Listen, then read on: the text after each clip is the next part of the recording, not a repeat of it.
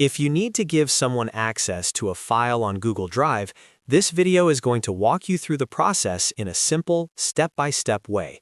Whether you want to share a document, a spreadsheet, a folder, or any other file, Google Drive makes it easy to control exactly who can view, comment, or edit your content. By the end of this tutorial, you'll know how to share a file properly and send access to the right person in just a few clicks.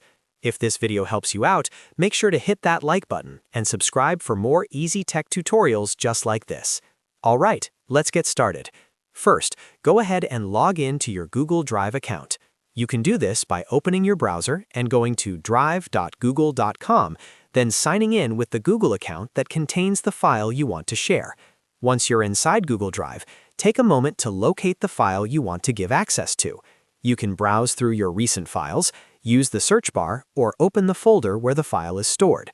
When you find the correct file, make sure it is the one you want to share before moving forward, especially if you have multiple similar documents.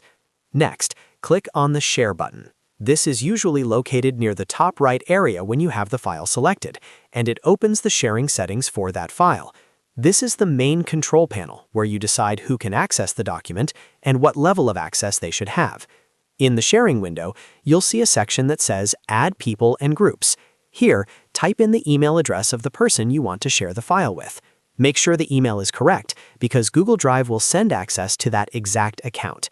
You can add one person or multiple people, depending on who needs access. After typing the email address, you'll usually see a permissions drop-down next to their name. This is where you decide whether the person should be a viewer, commenter, or editor.